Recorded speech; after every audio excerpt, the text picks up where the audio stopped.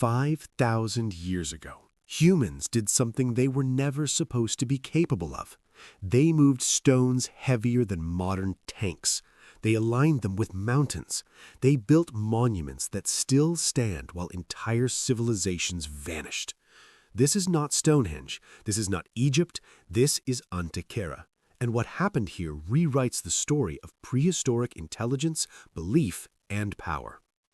If you enjoy uncovering the hidden logic behind ancient wonders, consider subscribing to the channel, and let's step inside a world carved in stone long before history was written.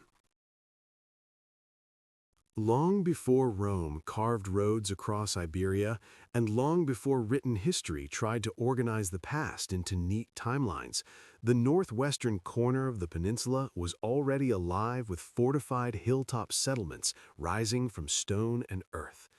This was the world of the Castro culture, a network of communities that dominated what is now Galicia, northern Portugal, and parts of Asturias for over 1,000 years, beginning around the late Bronze Age and flourishing through the Iron Age.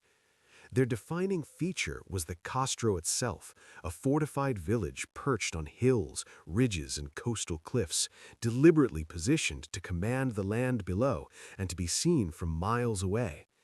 These were not primitive refuges hastily thrown together in fear, but carefully planned settlements with concentric stone walls, deep ditches, controlled entrances, and interior layouts that balanced defense, daily life, and social organization. From the outside, a Castro looked intimidating, layered with barriers that slowed intruders and exposed them to defenders above. But inside, life was dense, communal, and surprisingly organized.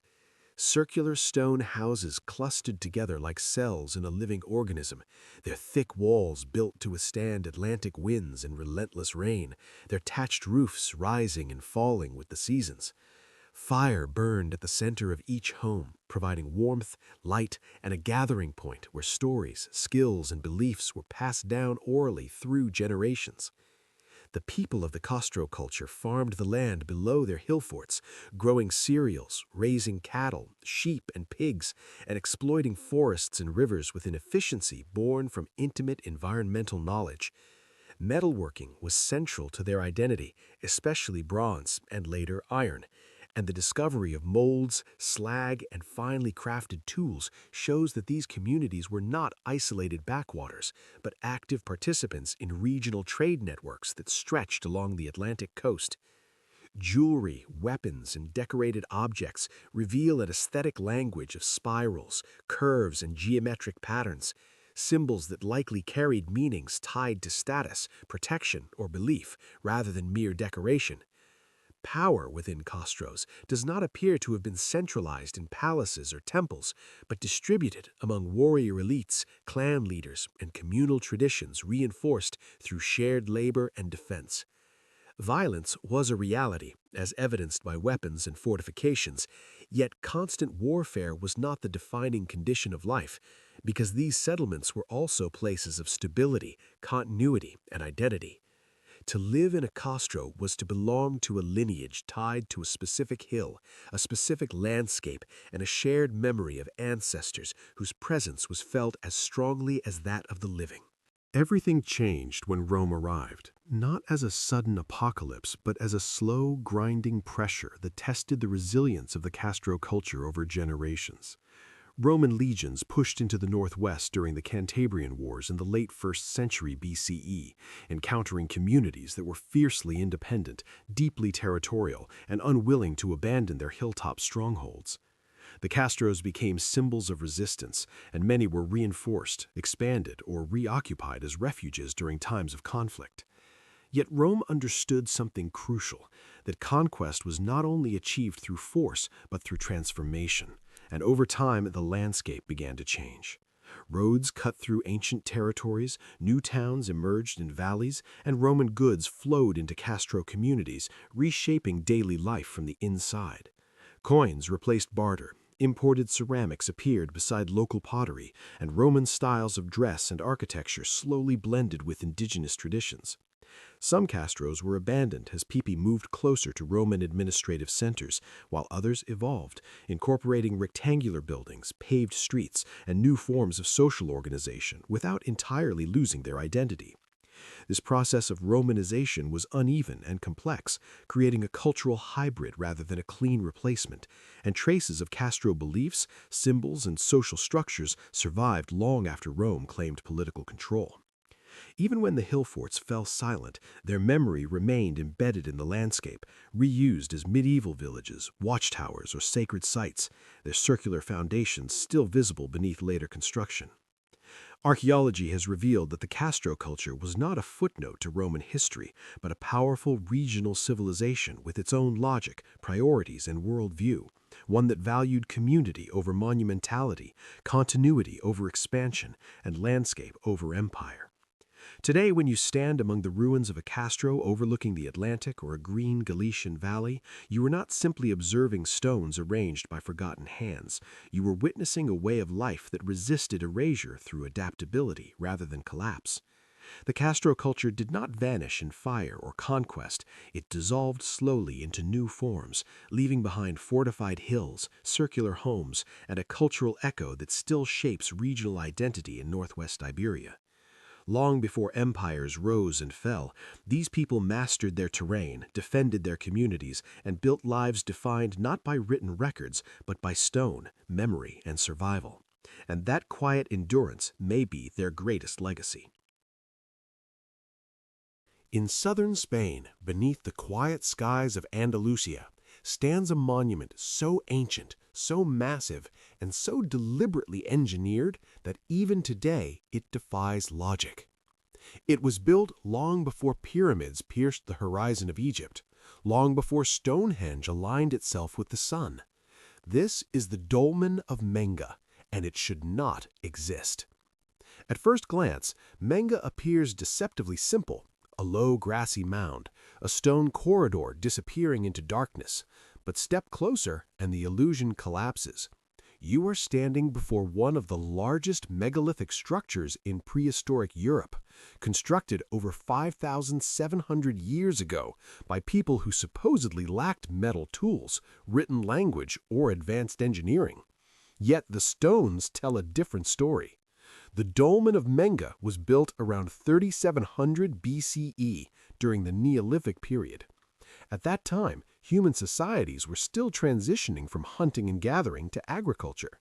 Villages were small, technology was basic, and yet here, near modern-day Antequera, someone conceived a structure that would require extraordinary planning, coordination, and knowledge of stone mechanics. This was no accident. This was intention carved into rock. The monument consists of a long corridor leading into a wide burial chamber, constructed from 32 colossal stone blocks. Some weigh more than 180 tons. To put that into perspective, these stones are heavier than those used in most Egyptian pyramids, and they were moved without wheels, without iron tools, and without domesticated draft animals. How did they do it? No one knows for certain, but archaeologists believe the builders used wooden rollers, earthen ramps, ropes made from plant fibers, and an intimate understanding of balance and friction. Moving even one of these stones would have required hundreds of people working in perfect coordination. This wasn't just construction, it was choreography. And the stones were not arranged randomly. The Dolmen of Menga is unlike almost every other megalithic tomb in Europe. While most prehistoric monuments align with the sun, the solstices, or the cardinal directions, Menga does something radical. It faces directly toward a mountain. Not just any mountain. Its entrance is deliberately aligned with La Peña de los Enamorados, a towering rock formation whose silhouette resembles a human face lying on its back. This alignment is so precise that it cannot be coincidence. The builders clearly regarded this mountain as a sacred, possibly a deity, an ancestral figure, or a gateway between worlds. This choice challenges everything we think we know about prehistoric belief systems. Why ignore the sun? Why reject the heavens in favor of stone? The answer may lie beneath the monument itself. Unlike other dolmens, Menga contains a deep vertical shaft dug into the floor of the chamber. This feature is extremely rare and suggests that the monument was not merely a tomb, but a ritual space connected to the earth below. Some scholars believe it symbolized a link between the living world, the realm of the dead, and the forces hidden underground. Menga does not look upward, it looks inward, and that changes everything. The interior of the dolmen is dim and oppressive. As you walk inside, the ceiling lowers slightly, the air cools, and sound seems to vanish. This was intentional. The structure was designed to isolate, to overwhelm the senses, and to transform those who entered it. This was not a place for the living to linger. Human remains discovered inside suggest that Menga served as a collective burial site, possibly for elite members of the community. But the absence of elaborate grave goods raises questions. If this was a tomb, why build something so monumental for something so restrained? Perhaps the monument was never about individuals at all. Instead, Menga may have represented continuity, a physical statement that the community itself would endure beyond any single life. The effort required to build it would have unified generations. Children would have watched it rise, elders would have guided its meaning, and those buried within would become part of the structure itself, stone becoming memory. For thousands of years, the dolmen of Menga remained sealed beneath its earthen mound, protected from erosion and human interference. While civilizations rose and collapsed around it, the Phoenicians, the Romans, the Moors, Menga endured in silence. It was rediscovered in the 19th century, and when excavated, archaeologists were stunned. Unlike many prehistoric sites damaged by time or reuse, Menga was astonishingly intact. Its stones still held their positions, its orientation was unchanged, its mystery undiminished. Modern analysis revealed something even more unsettling. The engineering behind Menga is sophisticated. The builders understood weight distribution. They compensated for structural stress. They angled stones to prevent collapse. This level of precision implies not trial and error, but transmitted knowledge, techniques passed down, refined, and preserved. This was not a primitive society guessing its way forward. This was a culture that knew exactly what it was doing. So why has Menga remained largely absent from popular history? Perhaps because it doesn't fit comfortably into our timeline of progress. It forces us to confront the possibility that prehistoric people were far more capable, more organized, more symbolic, more intelligent than we often assume. It also raises uncomfortable questions. If societies over 5 millennia ago could mobilize massive labor forces, manipulate stone with surgical precision, and encode spiritual meaning into landscapes, what else have we misunderstood about our past? And what knowledge has been lost? In 2016, the dolmen of Menga was designated a UNESCO World Heritage Site, alongside nearby megalithic monuments. But official recognition does little to solve its deeper mysteries. No inscription explains its purpose, no myth survives to name its builders. Only stone remains. Standing inside Menga today, time feels distorted. The modern world recedes. There's no decoration, no ornament, only raw mass and silence. And in that silence, the monument achieves what it always intended: to make you feel small, temporary, and uncertain. The people who built this knew something fundamental about humanity: that we fear death, that we crave permanence, that we build monuments not because we can, but because we must. The dolmen of Menga is not just a tomb, it is a declaration that memory can outlast flesh, that belief can move mountains, and that long before written history began, humans were already asking the biggest questions of all. Who are we? Where do we come from? And what will remain when we are gone? Menga has already answered: stone. Spanning the roaring waters of the Tagus River in Spain, there lies a monument that has challenged the passage of centuries, wars, and empires.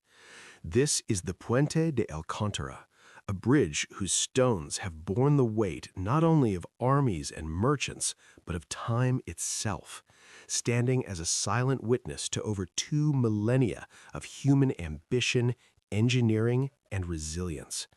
From a distance, it appears elegant, almost serene, a series of perfectly balanced arches that stretch across the gorge.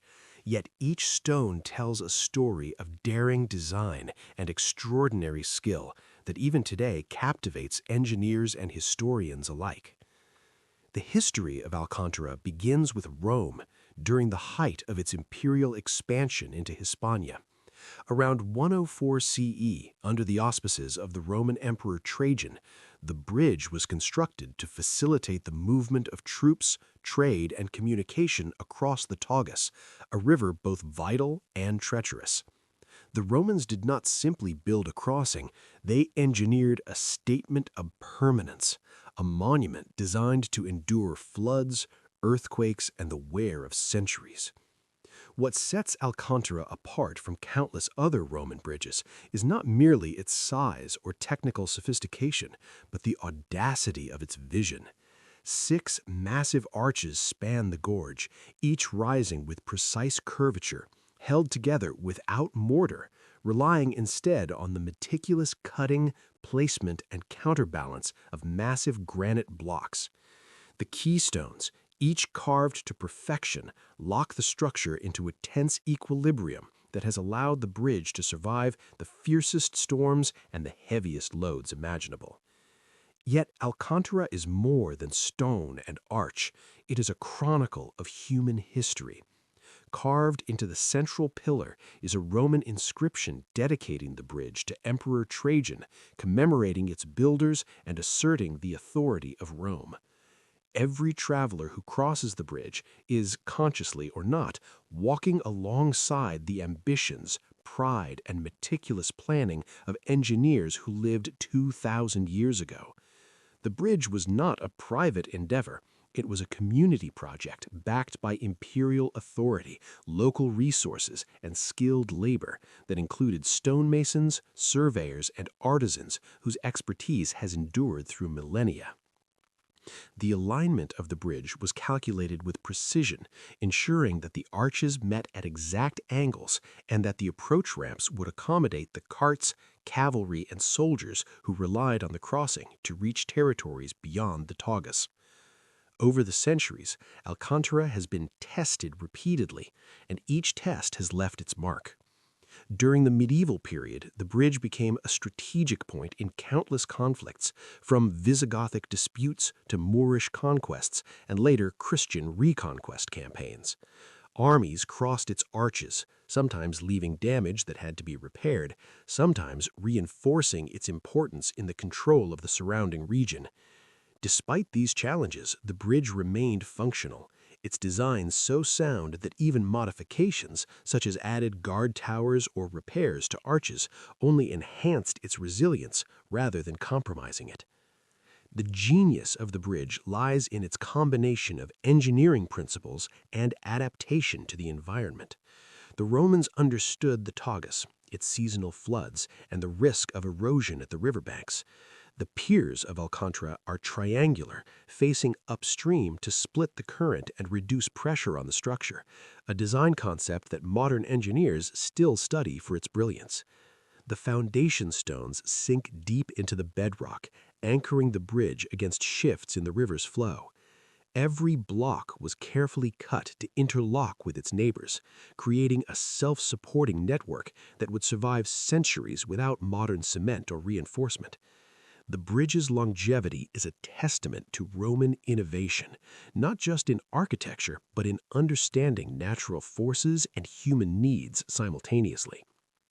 But Alcantara is not only an engineering marvel, it is a human story, etched in stone. Each generation that has crossed it has contributed to its narrative. Medieval pilgrims, merchants, soldiers, and travelers all have left traces of their lives through wear, graffiti, and maintenance. During the Napoleonic Wars, the bridge was a target for destruction, and parts of it were deliberately damaged to slow advancing armies. Yet even then, its fundamental design allowed it to be repaired and continue serving the community. Alcantara embodies not only the skill of its original builders, but also the care, adaptation, and respect of countless generations who ensured its survival. Walking across the bridge today, one feels the rhythm of history underfoot. The arches cast shadows on the river below, while sunlight glints off the granite, highlighting the craftsmanship in every block. Standing on the central pier, one can read the Roman inscription, imagining the voices of engineers and laborers who supervised construction, debated placement of keystones, and calculated the curvature of arches with nothing but measuring tools, geometry, and sheer ingenuity.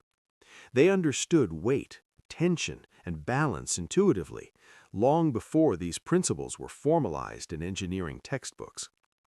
The bridge's cultural significance is also immense. Alcantara became more than a crossing point. It became a symbol. Its name, meaning the bridge in Arabic, reflects centuries of layered history where Roman, Visigothic, Moorish, and Spanish identities intersected. Artists, poets, and travelers over the centuries have depicted it as a monument to human will and vision, a point where nature and human endeavor meet in perfect harmony. Modern engineers and archaeologists marvel at how a structure built almost 2 millennia ago continues to teach lessons about design, durability, and human ambition. It is both inspiration and a cautionary tale, showing what can endure if vision, skill, and respect for natural forces combine. The architecture itself conveys a sense of drama. The central arches rise higher than the rest, emphasizing the span over the deepest part of the gorge, while the symmetry of the bridge aligns with the riverbanks with geometric precision. Approaching the bridge from either side, the arches frame the view of the river and the hills beyond, turning a functional structure into a monumental experience. It is no wonder that travelers of every era have stopped to admire it, not merely as a bridge, but as a human achievement against impossible odds. Puente de Alcantara also tells a story of continuity. While Rome itself fell and empires rose and vanished around it, the bridge remained. It connects not only two banks of a river, but also 2 millennia of human history, linking past and present in a tangible form. To cross it is to engage with the past directly, to touch the same stone that Roman soldiers touched, the same stone that medieval merchants trusted, the same stone that modern travelers admire. It is a living monument, one whose presence continues to shape perception, travel, and imagination. In the modern era, the bridge has been preserved and studied extensively. Structural analysis confirms the brilliance of Roman design, while conservation efforts ensure that future generations will continue to walk its arches. Alcantara is not merely a relic, it is a lesson. It teaches about precision, durability, vision, and the importance of understanding forces beyond human control. It demonstrates that great human achievement is not measured in speed, opulence, or size alone, but in resilience and adaptability, in knowledge applied carefully over time, and in harmony with natural surroundings. Ultimately, the Puente de Alcantara is a symbol of human ambition meeting reality with wisdom. It shows what is possible when technical skill, aesthetic sensibility, and understanding of natural forces converge. It has survived floods, wars, and the passage of centuries, standing today as a reminder that even in the face of time, ingenuity endures. As the Tagus flows beneath it, carrying water as it has for thousands of years, the bridge remains unchanged, a testament to the vision of Roman engineers and the continued reverence of all who have crossed it since. Its arches, inscribed stones, and perfectly balanced spans speak silently yet powerfully of human determination, skill, and respect for the natural world. The Puente de Alcantara is not simply a crossing, it is a monument to permanence, ingenuity, and the human desire to leave a mark that endures beyond life itself. To stand upon it is to witness the intersection of history, engineering, art, and culture in a single timeless form. And as the sun sets on the Tagus and casts long shadows across the arches, one cannot help but feel the presence of the countless hands, minds, and lives that contributed to its creation. A bridge not just of stone, but of human spirit, stretching across time itself. High on a windswept hill in the heart of central Spain, far from the crowds of Rome or Pompeii, lies a city that once echoed with the sounds of gladiators, merchants, and imperial power. Today it stands silent beneath the open sky. Its name is Segobriga, a Roman city that rose to greatness, flourished in wealth, and then slowly vanished from memory. But Segobriga was never meant to be forgotten. Long before Rome arrived, this hill was already a place of importance. The name Segobriga comes from a Celtic root meaning victory fortress. It was originally a Celtiberian settlement, strategically positioned to control trade routes across the Iberian Peninsula. When the Romans expanded into Hispania in the 2nd century BCE, they immediately recognized the value of this location. Rome did not destroy Segobriga, it transformed it. Under Roman rule, Segobriga was elevated from a local stronghold into a thriving urban center. Its true golden age began in the 1st century CE during the reigns of Augustus and Vespasian. This was when the city was officially declared a municipium, granting its inhabitants Roman citizenship and integrating Segobriga fully into the machinery of the empire. What fueled its rise was not just politics, but stone. The surrounding region was rich in lapis specularis, a translucent gypsum crystal used across the Roman world as an early form of window glass. Before true glass became widespread, this mineral was prized for villas, bathhouses, and elite architecture. Segobriga became one of the empire's most important production and export centers for this valuable resource. Wealth flowed in, and proof of that wealth still stands. Approaching Segobriga today, the first structure to command attention is its amphitheater. Built in the late 1st century CE, it could hold over 5,000 spectators, an astonishing number considering the city's population. This was not a provincial afterthought, it was a statement. Here, gladiators fought to the roar of the crowd. Wild animals were brought from distant lands. Public executions reinforced Roman authority and spectacle. Attendance was free, paid for by wealthy patrons seeking honor and influence. In Segobriga, entertainment was politics. Just beside the amphitheater lies the theater, carved partially into the hillside. Unlike the brutal spectacles next door, this space was devoted to culture, dramatic performances, poetry, and civic ceremonies. The theater's design reflects Rome's obsession with order, symmetry, and social hierarchy. Seating was divided by class, reinforcing status even in moments of leisure. Beyond entertainment, Segobriga was a city built to impress. A monumental forum formed the heart of civic life. This was where citizens gathered to trade, debate, worship, and conduct legal affairs. Temples dedicated to Roman gods lined the space, including a prominent sanctuary likely devoted to the imperial cult, a reminder that loyalty to Rome was not just political, but religious. Water, the lifeblood of any Roman settlement, flowed through carefully engineered aqueducts and cisterns. Public baths offered not only hygiene, but social interaction and business networking. Streets were paved, drainage systems prevented flooding. Segobriga was not merely surviving, it was thriving. Yet history is never kind to permanence. From the 3rd century onward, cracks began to appear. The Roman Empire faced internal instability, economic strain, and external threats. Trade routes shifted. Demand for lapis specularis declined as glass production improved. Segobriga's greatest advantage slowly lost its value. As imperial power weakened, so did the city. By the 5th century, Segobriga was a shadow of its former self. Visigothic control replaced Roman administration, but the urban life that once defined the city never fully recovered. People gradually abandoned the hilltop, moving to safer or more economically viable locations.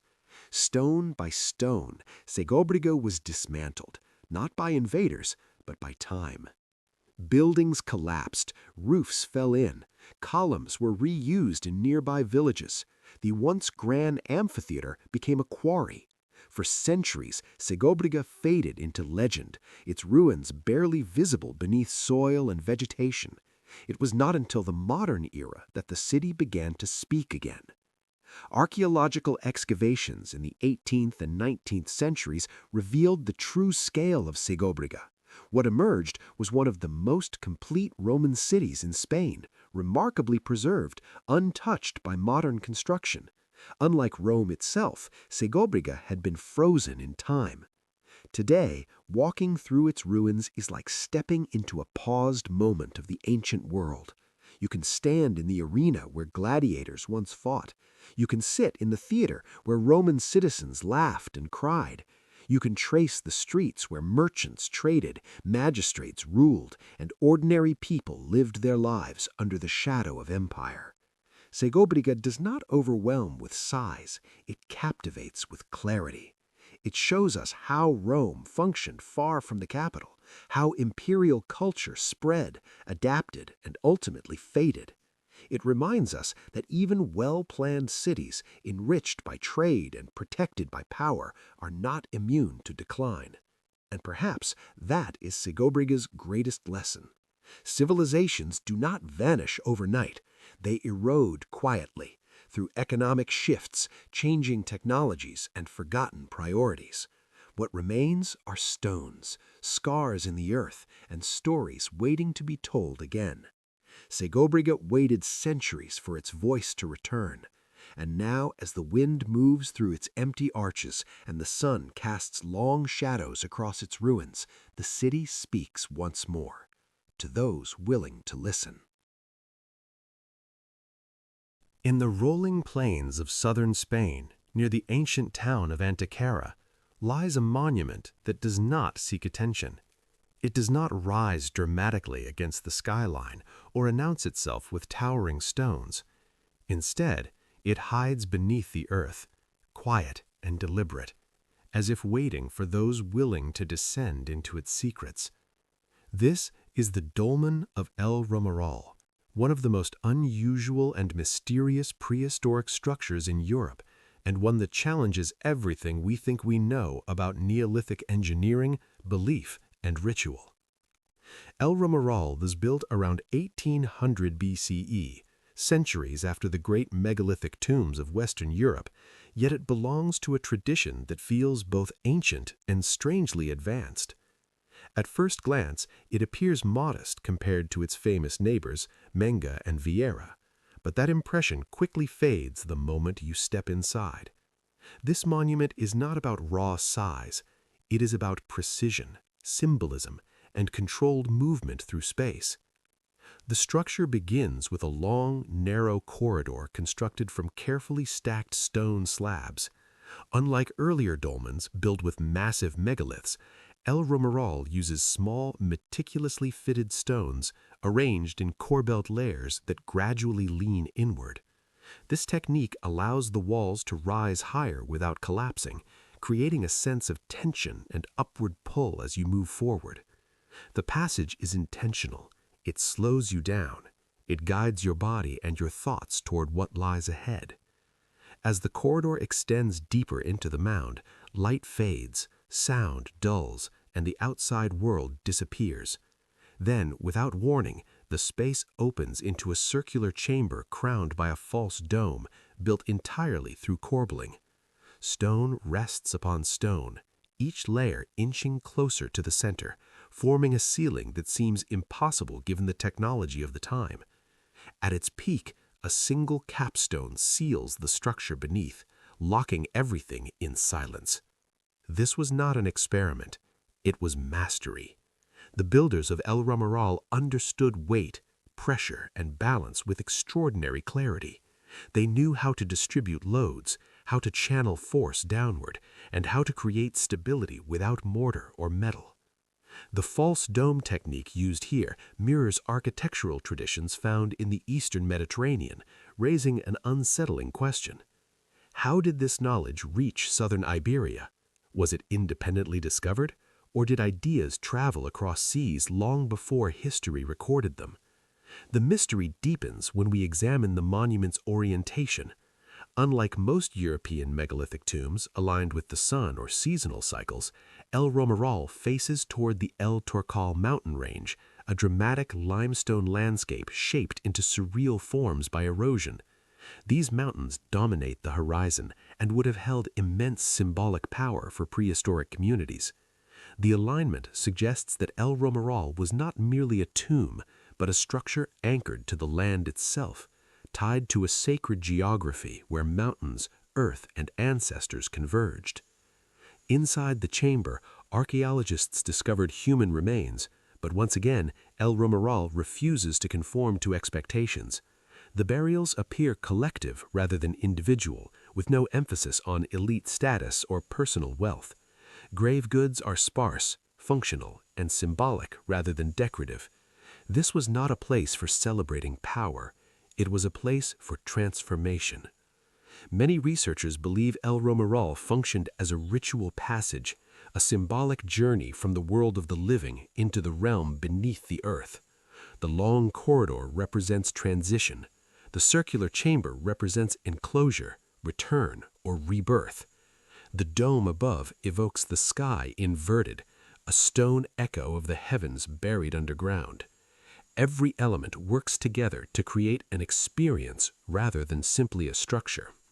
The act of entering El Romero would have been deeply psychological.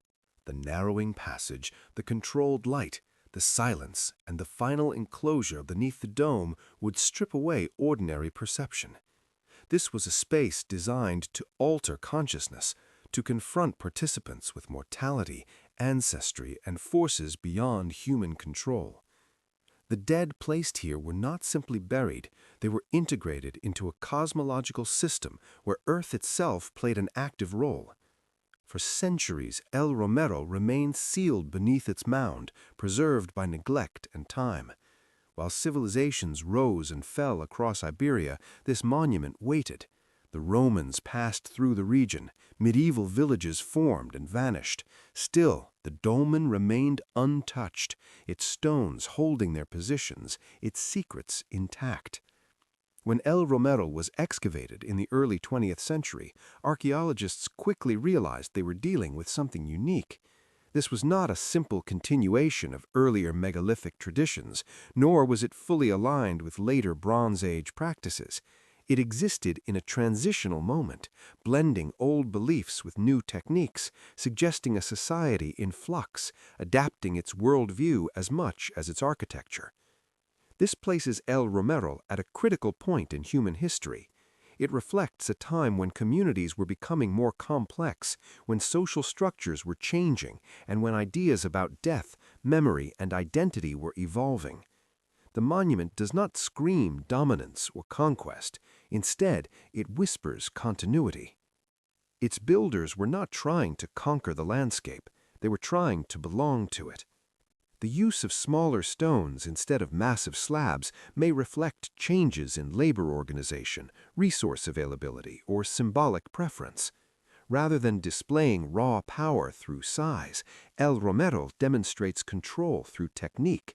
It suggests a culture that valued knowledge over force, precision over spectacle. Today, standing inside El Romero is a disorienting experience. The modern world feels distant and irrelevant. There are no carvings, no inscriptions, no explanations, just stone, silence, and intention. The dome above seems to press downward, while the chamber itself feels strangely protective, as if the monument is holding something rather than imprisoning it. This is the paradox of El Romero. It is both grave and shelter, both ending and threshold. In 2016, El Romero was designated part of a UNESCO World Heritage Site, recognized not just for its preservation, but for its role in revealing the diversity of prehistoric thought. Together with the nearby dolmens of Menga and Vieira, it forms a narrative of experimentation, adaptation, and belief that spans centuries. But El Romero remains the most enigmatic of the three. It does not boast size, it does not align with the sun, it does not explain itself. Instead, it invites interpretation, forcing us to confront uncomfortable truths about the past.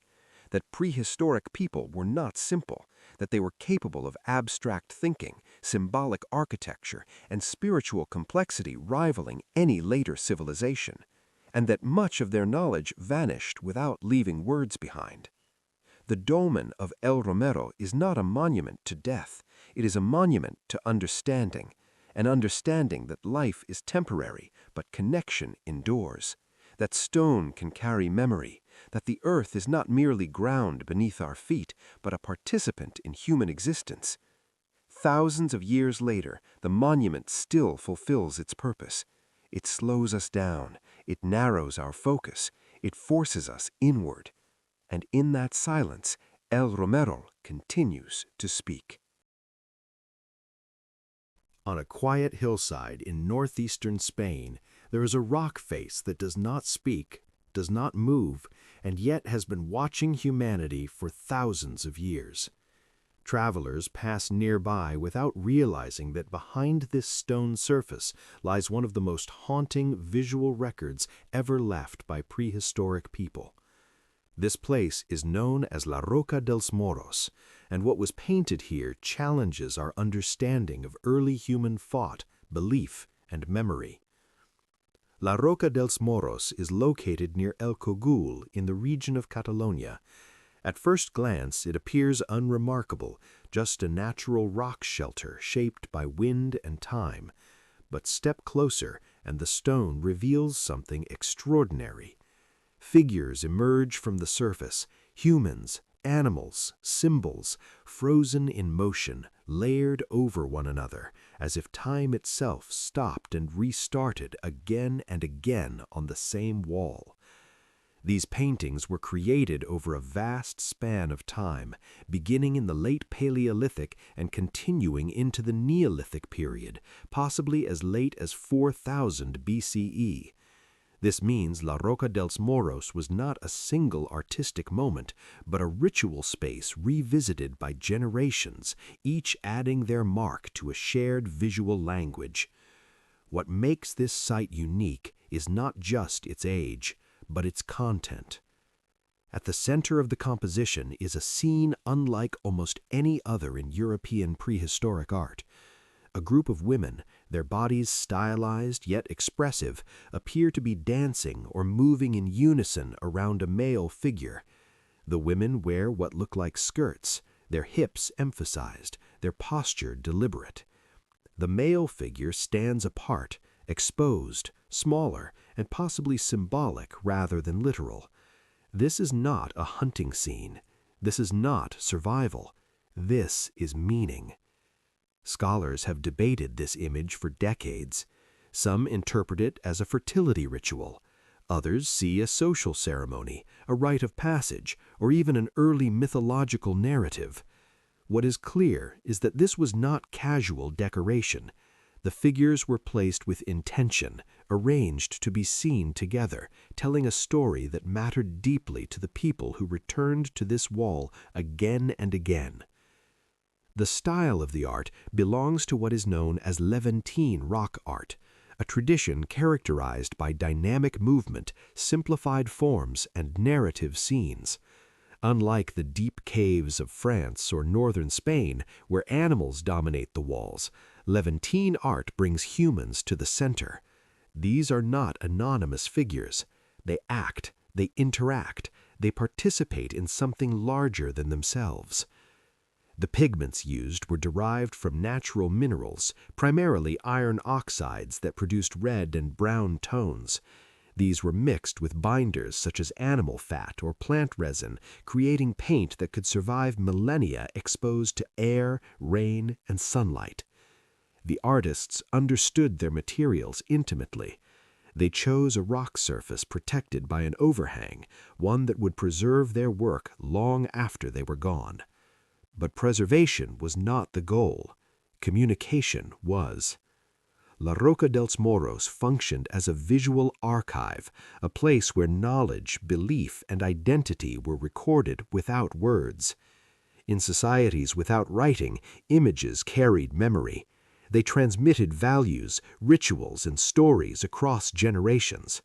To stand before this wall was to be reminded of who you were, where you came from, and what was expected of you. The repeated use of the site suggests that it held sacred or social importance. People returned here not out of convenience, but out of obligation. The rock itself became a participant in human life, a witness to ceremonies that left no trace except pigment and memory. Animals also appear in the paintings, including deer, bulls, and goats. These figures are rendered with remarkable economy of line, yet they convey motion, tension, and awareness. They were not merely prey, they were symbols embedded in a worldview where humans and animals existed in constant relationship. The absence of landscape details is telling. There are no trees, no rivers, no mountains. The focus is entirely on action and interaction. This suggests that what mattered was not the setting, but the event itself. La Roca dels Moros captures moments, not places. Over time, new figures were added over older ones. This layering was not accidental. It reflects continuity, reinterpretation, and perhaps even debate. Each generation responded to what came before, adding its own voice to the same stone surface. The wall became a conversation spanning centuries. Then, abruptly, the conversation ended. As societies changed, agriculture expanded, and new forms of settlement emerged, the use of rock art declined. Rituals moved elsewhere. Beliefs evolved. La Roca dels Moros was abandoned, left exposed to the elements, its meaning slowly obscured by time. For thousands of years it remained there, unseen and unprotected. It was rediscovered in the early 20th century, and when scholars first studied the site, they realized they were looking at something profoundly rare. This was not abstract symbolism or isolated imagery. This was storytelling, preserved without language. Modern analysis has only deepened the mystery. The emphasis on female figures, the unusual central male, and the lack of weapons challenge assumptions about prehistoric gender rules and social structure. La Roca dels Moros suggests a society where ritual, performance, and possibly female-centered symbolism played a crucial role. This forces us to confront uncomfortable questions. How much of human history has been simplified by later cultures? How many belief systems vanished without leaving written records? And how many stories are still hidden in plain sight? Today, La Roca dels Moros is protected, its fragile images shielded from further damage, but protection cannot restore context. We can analyze pigments, date layers, and compare styles, yet the true meaning remains elusive. And perhaps that is the point. The people who painted this wall did not intend for us to understand it easily. It was made for those who already knew the story, who shared the rituals, who understood the gestures and symbols instinctively. We are outsiders, arriving thousands of years too late. Standing before La Roca dels Moros today is a humbling experience. The figures are small, but their presence is overwhelming. They remind us that humans have always sought to explain themselves, to record moments that mattered, to leave something behind that would outlast flesh. This wall has survived climate shifts, cultural collapse, and the rise of entire civilizations. It has seen the world change beyond recognition, yet it remains, quietly asserting that long before writing, long before monuments, humans were already telling stories. Stories about identity, stories about belief, stories about being human. La Roca dels Moros does not offer answers. It offers continuity. It tells us that the urge to express, to ritualize, and to remember is not modern, it is ancient, and it is carved, quite literally, into the stone beneath our feet. The wall is still there, the figures still dance, and the silence still speaks. Hidden among the rolling hills and limestone ridges of southern Spain lies a prehistoric landscape that challenges everything we think we know about early human civilization. This is the Antequera megalithic complex, a collection of monumental stone structures that has stood for more than 5 millennia, silently guarding the secrets of the people who built it. Far from being isolated tombs or curiosities, these megaliths are part of an intricate cultural landscape, a network of vision, ritual, and ingenuity that continues to astonish archaeologists, historians, and visitors alike. To explore Antequera is to step into a time when humans began to shape the earth itself to express memory, belief, and power, and to witness the extraordinary ambition of Neolithic societies. The Antequera megalithic complex consists primarily of 3 monumental sites: the Dolmen of Menga, the Dolmen of Vieira, and the Tholos of El Romeral. Each structure is unique, yet together they form a cohesive cultural statement about life, death, and the cosmos. The Dolmen of Menga, the largest, is a megalithic tomb over 25 meters long, constructed from massive limestone blocks that weigh tens of tons. Its design is simple yet imposing, a long corridor leading into a vast chamber covered with enormous capstones. The Dolmen of Vieira, smaller but no less remarkable, is a corridor tomb as well, its passageway guiding the visitor inward, emphasizing the journey from the living world into the sacred. Finally, the Tholos of El Romeral stands apart with its circular chamber and corbelled dome, demonstrating a level of architectural sophistication that rivals anything in contemporary Europe. Together, these monuments reveal an advanced understanding of construction, geometry, and ritual symbolism that has survived millennia. The construction of these megaliths required ingenuity, planning, and an extraordinary communal effort. Neolithic builders had no metal tools, no wheels, and no written plans. Yet they moved stones weighing several tons, precisely cut them, and erected them in positions that have endured for over 5,000 years. The sheer audacity of their achievement is staggering. The Dolmen of Menga, for example, aligns with the Sierra de El Torcal mountains, creating a striking visual connection between the tomb and the landscape.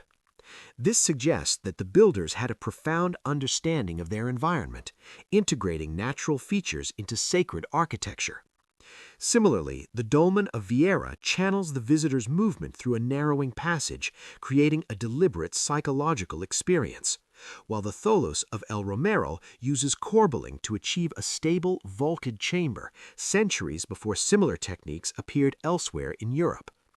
These structures were not mere tombs, they were experiential spaces designed to shape thought, ritual, and perception. Archaeological studies reveal that the dolmens and tholos were primarily collective burial sites. Human remains found within suggest generations of internments, reflecting a society that valued communal identity over individual glory. Grave goods, although minimal, include tools, ornaments, and pottery, indicating ritualized practices and a spiritual worldview that connected the living with their ancestors. These monuments were built not only to honor the dead, but to ensure continuity, memory, and the transmission of social and spiritual knowledge. They embody a worldview in which death is not an end, but a transformation, a transition to a sacred realm mediated by stone, structure, and orientation. Orientation and alignment play a critical role across the Antequera complex. The Dolmen of Menga, unusually, faces the massive limestone formations of El Torcal, a natural landscape of surreal shapes and towering cliffs. Unlike other European megaliths aligned with the sun or astronomical events, Menga demonstrates that the Neolithic people of Antequera integrated the sacred into the landscape itself, anchoring their rituals to the power and permanence of the earth. Vieira, with its long corridor, manipulates light and space, creating a psychological journey inward, while the Tholos of El Romeral uses corbelling to achieve a stable, vaulted chamber, centuries before similar techniques appeared elsewhere in Europe. These structures were not mere tombs, they were experiential spaces designed to shape thought, ritual, and perception. The construction methods reveal a mastery of material and technique. Large limestone blocks were quarried locally, shaped with stone tools, and transported across challenging terrain. Capstones were raised using ramps, levers, and sheer coordination among hundreds of laborers. The corbelling technique in El Romeral required precise understanding of weight distribution, as each successive layer of stone leans inward until the dome is closed. Even the smallest errors would have caused collapse. The endurance of these structures through millennia, surviving earthquakes, erosion, and human interference, attests to the extraordinary technical knowledge and collaborative effort of their builders. Beyond engineering, the Antequera megalithic complex conveys deep insights into social organization and cultural life. Coordinating the construction of these monuments required leadership, planning, and social cohesion. Labor had to be organized, resources allocated, and knowledge transmitted across generations. The existence of multiple closely related sites indicates long-term cultural continuity, where knowledge and ritual were passed down, refined, and adapted over centuries. These were societies that understood permanence, memory, and the power of shared effort, embedding these values into monumental architecture that could endure far beyond the lifespans of individual builders. Ritual was central to the function of these sites. Entering the dolmen of Vieira, walking through the corridor, and reaching the central chamber would have been an act of transformation designed to prepare participants for contact with the sacred or with the ancestors. Light, shadow, sound, and spatial confinement were all deliberately manipulated to evoke contemplation, awe, and spiritual reflection. Similarly, Menga's alignment with El Torcal may have reinforced a cosmological connection, linking the deceased with the enduring landscape and the cycles of nature. These monuments were experiential, their architecture serving as a medium for spiritual and social communication, shaping the way people thought, acted, and remembered. The Antequera megalithic complex also challenges assumptions about prehistoric societies. These were not isolated primitive communities. They were capable of sophisticated planning, engineering, and social coordination. Their spiritual and cultural sophistication is evident in the design of the monuments, the careful placement of stones, and the integration with natural features. They understood how architecture could influence perception, how alignment could reinforce cosmology, and how communal labor could produce enduring structures that conveyed meaning across generations. In essence, they were architects, engineers, and spiritual leaders all at once. Today, the Antequera megalithic complex is a UNESCO World Heritage Site, recognized for its outstanding value to human history. Visitors can walk among the monuments, tracing the corridors of Vieira, stepping into Menga's vast chamber, or marveling at the corbelled roof of El Romeral. The stones still speak, though silently, conveying lessons about ingenuity, spirituality, and the human capacity for collaboration. Each shadow, each axis, each carefully placed block is a window into the lives, beliefs, and aspirations of a society that existed thousands of years before the rise of classical civilizations. Standing in the complex today, one can almost hear the echoes of the past. The laborers transporting stones, the builders arranging capstones with care, the families and communities performing rituals, and the ancestors resting within. These monuments are more than archaeological sites. They are storytellers, narrating a civilization's understanding of death, memory, and the sacred. They reveal that humans have always sought to leave a lasting imprint, to connect with the forces beyond, and to create spaces that endure far beyond individual lifetimes. The Antequera megalithic complex is also a symbol of human creativity and the natural world. The builders did not conquer the landscape, they harmonized with it. Stones were quarried locally, pathways integrated with slopes, and sightlines aligned with mountains and celestial phenomena. This integration demonstrates a sophisticated environmental awareness, showing that permanence in architecture requires not only skill with materials, but respect for natural forces. The result is a landscape where human intention and nature converge, producing a sense of awe, permanence, and sacredness that remains powerful even today. Ultimately, the Antequera megalithic complex is a monument to human vision, ingenuity, and perseverance. It tells the story of societies capable of creating structures that transcend time, spaces designed not only for function, but for spiritual and social significance.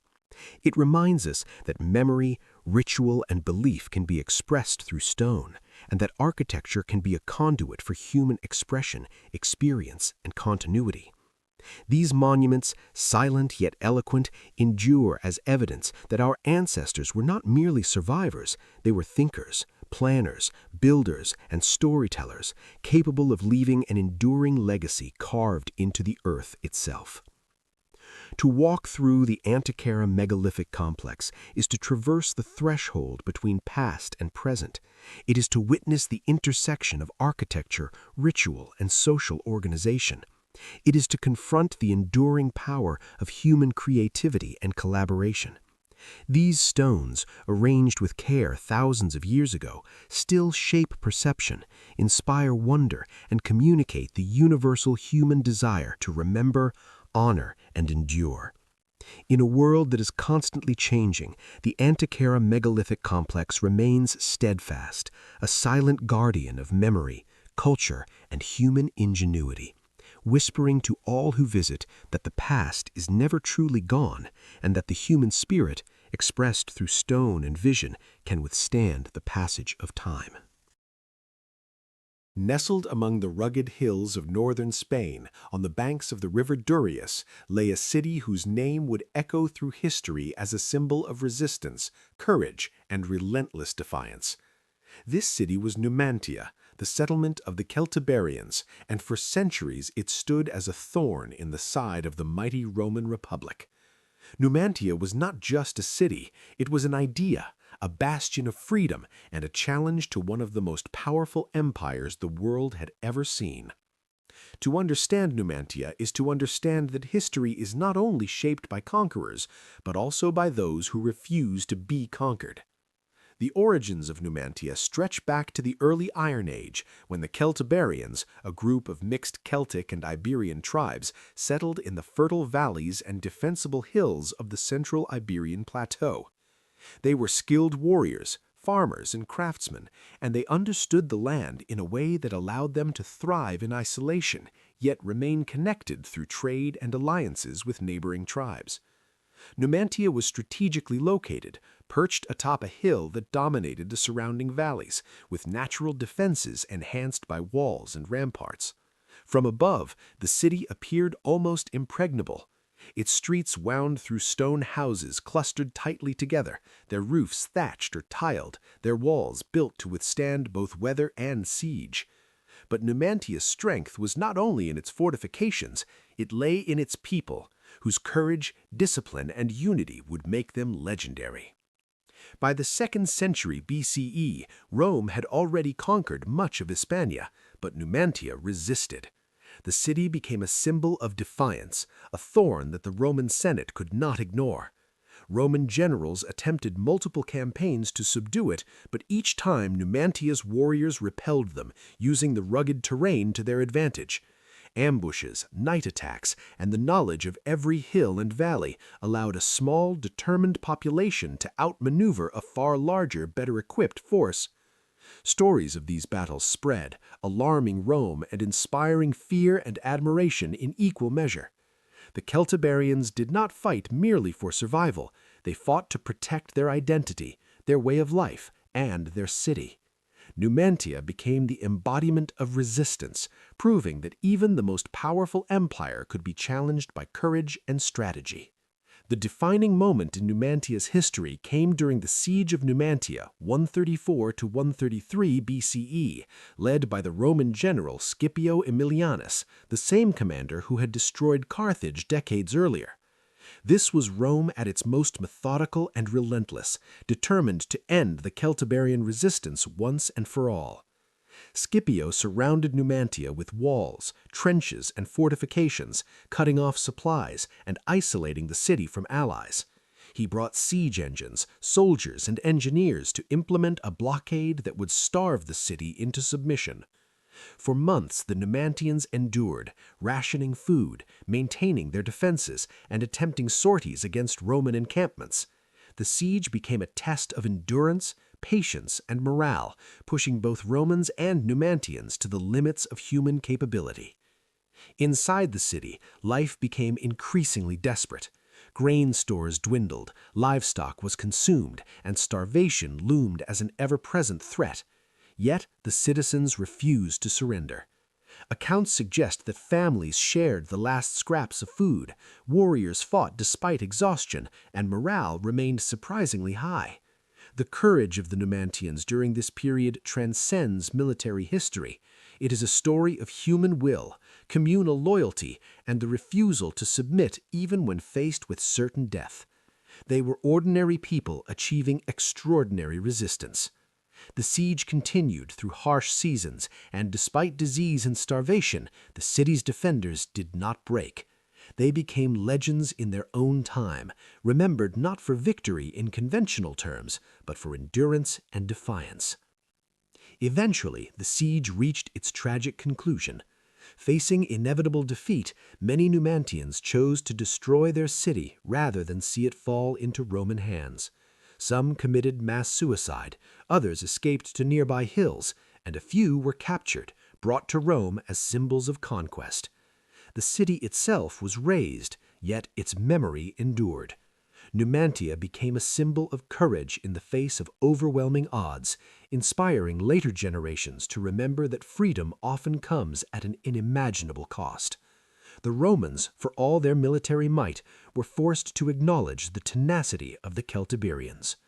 Numantia proved that human spirit could challenge empires and leave a legacy that time could not erase.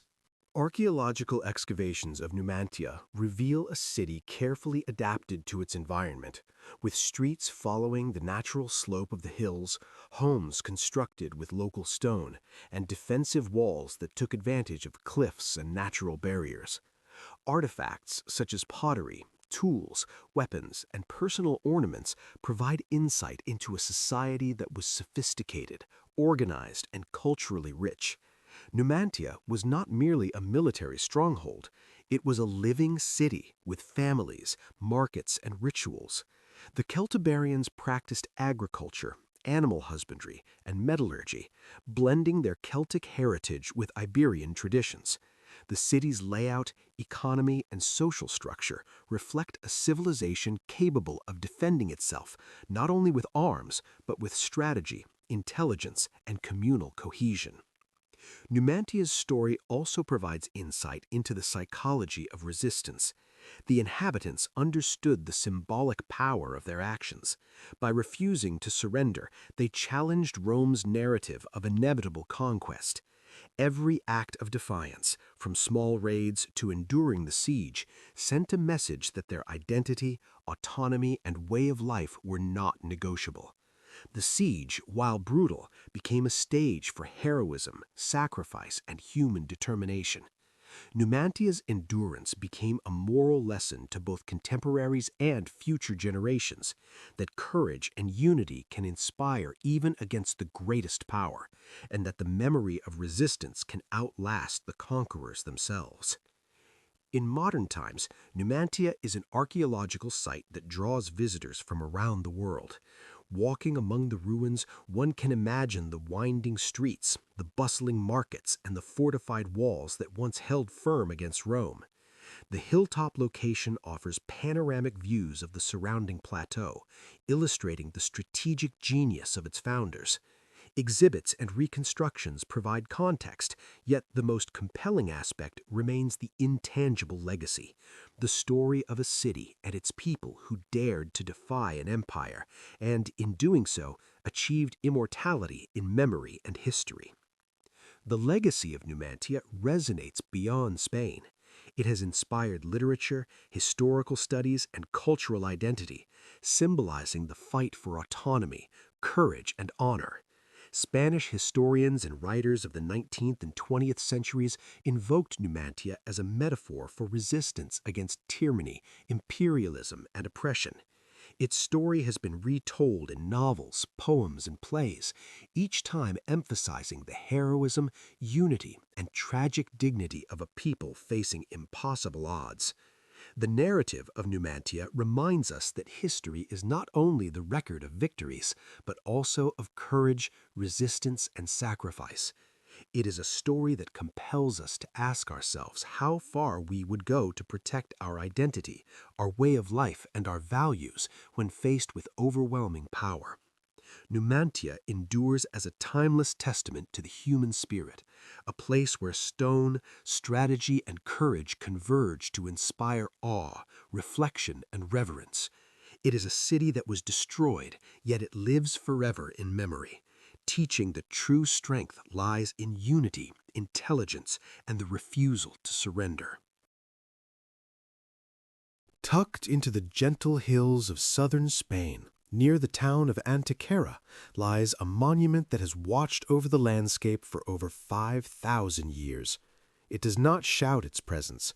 It does not rise dramatically against the horizon, yet it carries with it a weight that demands respect. This is the Dolmen of Viera, a prehistoric tomb, a gateway to the past, and a testament to the ingenuity and spiritual vision of Neolithic humans. To stand before it is to confront the extraordinary, ordinary people moving stones heavier than modern vehicles, creating spaces that were meant not only for the dead, but for memory, ritual, and the sacred. Viera was constructed around 3800 BCE, during a time when communities across Europe were experimenting with monumental architecture for the first time. Unlike later civilizations that recorded history in clay, papyrus, or stone inscriptions, the Neolithic people of Antequera expressed themselves through stone and spatial design. The Dolmen of Viera is a corridor tomb, consisting of a long passageway leading into a central chamber covered by enormous stone slabs and surrounded by an earthen mound. From the outside, it seems modest, but each stone was carefully selected, placed, and balanced to last millennia. The passage itself measures over 20 meters, lined with upright stones that create a narrowing tunnel effect, guiding both the body and the mind toward the sacred chamber. As you step through this corridor, light diminishes, the sounds of the outside world fade, and a quiet weight settles, reminding every visitor that they are entering a space that was never meant for casual observation. The central chamber, though simple in design, is a masterpiece of balance and engineering.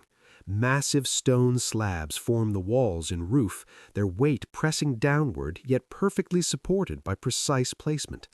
Each stone was cut to fit its neighbors, and the corbelling technique used ensures stability without mortar or adhesives. The builders understood physics intuitively, creating a structure that could withstand centuries of earthquakes, weather, and erosion. It is a reminder that these people were not primitive, they were masters of stone, gravity, and human ingenuity. The chamber itself likely served as a burial space for multiple individuals over generations, emphasizing collective memory over individual glorification. Archaeologists have discovered human remains within, often interred without ostentation, suggesting a culture that valued communal identity, ritual significance, and spiritual continuity above material wealth. What sets Viera apart is not merely its engineering, but its cosmological alignment. Like many megalithic monuments, it interacts with the natural landscape and celestial phenomena. While Menga points to a mountain and other dolmens align with solar events, Viera was positioned to harmonize with the surrounding terrain, its orientation guiding movement, ritual, and perhaps perception of the seasons. The corridor's axis channels the visitor's experience, slowing the pace, concentrating attention, and creating a psychological journey from the outside world into the domain of ancestors. Entering Viera was not merely a physical act, it was a ritual passage, a deliberate transition from life into remembrance, from chaos into order, from mortality into memory. The construction of Viera would have required tremendous communal effort. Hundreds of people, over months or years, transported stones from quarries, sometimes several kilometers away, dragging and lifting blocks weighing multiple tons.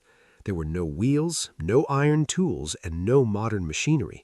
Yet the Neolithic builders accomplished what seems impossible, creating a durable, precise, and aesthetically harmonious structure that has survived more than half a millennia. Their work was not random, it was highly organized, reflecting an understanding of planning, labor division, and architectural principles that rivals engineering knowledge today. Every stone placement reflects intentionality, every axis a conscious choice, every corbel a mastery of balance. Viera also offers profound insight into Neolithic belief systems. While we can never fully reconstruct their worldview, the arrangement of the passage, the chamber, and the mound suggests a culture deeply connected to death, ancestry, and the sacred. The tomb likely served as a site for rituals surrounding death and memory, allowing the living to interact with the dead symbolically and spiritually. Its design emphasizes community, not hierarchy, reinforcing collective identity and shared responsibility for ancestors. Human remains interred over centuries reflect continuity as generations return to the tomb, adding layers of memory, reverence, and perhaps offerings. The dolmen itself becomes a living monument, continuously shaped not just by construction, but by use and interaction over centuries. The dolmen of Viera is also part of a larger megalithic landscape around Antequera. Within a few kilometers are other monumental structures, including the dolmen of Menga and Tholos of El Romero, forming an extraordinary prehistoric complex that demonstrates evolving architectural techniques, social organization, and ritual significance. Each monument is unique, reflecting experimentation, adaptation, and local needs, yet all share common themes: the use of stone, the integration with the landscape, and the focus on collective memory. Viera, in particular, stands out for its elegance, corridor design, and psychological impact, creating a slow, contemplative journey that merges architecture, ritual, and human experience. Visiting the dolmen of Viera today is a humbling experience. Walking through the passage, one can almost sense the presence of the people who built it, their determination, skill, and vision. The narrow corridor channels thought and breath. The chamber feels suspended in time, and the weight of the stones is palpable. Light filtering through gaps in the entrance creates patterns that shift throughout the day, animating the stone surfaces as though the monument itself is alive. Standing inside, one cannot help but marvel at the precision and audacity of Neolithic humans, whose cultural and spiritual sophistication is etched in every joint, every axis, every stone. Archaeological research has revealed that Viera was used over centuries, its mound expanded and maintained, showing that the monument was continuously revered. This indicates that megalithic monuments were not static creations, but active participants in social and spiritual life. Families and communities maintained the tomb, added interments, and perhaps conducted rituals in the passage or chamber, creating a continuity that transcended individual lifespans. The stones, in turn, preserved their memory, holding the weight of human history, ritual, and reverence through millennia. The dolmen of Viera is more than a tomb. It is a bridge between worlds, a material expression of memory, belief, and communal identity. Its endurance demonstrates the ingenuity, dedication, and spiritual depth of its creators. Unlike many later monuments designed to display power, wealth, or conquest, Viera emphasizes participation, ritual, and connection, both to the dead and to the land itself. It is a monument of quiet power, of precision, of human vision applied to stone and space, a testament to the Neolithic understanding that structures are more than functional. They are symbolic, social, and eternal. For modern visitors, Vieira offers lessons not only in architecture and archaeology, but in human resilience, creativity, and the capacity to shape meaning through effort, knowledge, and cooperation. Every stone tells a story, every axis directs thought, every corbel demonstrates mastery, and every shadow emphasizes the depth of Neolithic insight. It is a site that speaks across millennia, challenging assumptions about prehistoric societies, revealing a culture sophisticated in engineering, ritual, and social cohesion, and inspiring awe at what humans can achieve when vision and labor converge. Ultimately, the dolmen of Vieira is a silent guardian. Its passageway and chambers stand as portals to the past, allowing us to glimpse a society that valued memory, ritual, and the sacred in ways both tangible and profound.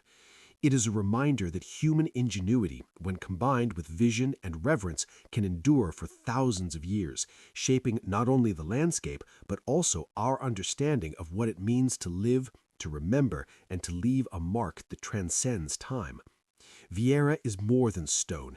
It is a story, a ritual, and a monument to the enduring power of human creativity, spirituality, and communal effort. To walk through the dolmen of Vieira today is to step into a timeline that stretches back 5 millennia, to encounter the presence of those who built, revered, and maintained it, and to witness firsthand the extraordinary skill and vision of our Neolithic ancestors. It is to confront the impossible made tangible, the ephemeral made permanent, and to understand that the stones, silent though they may be, still speak of life, of death, and of the human spirit's eternal desire to create, remember, and endure.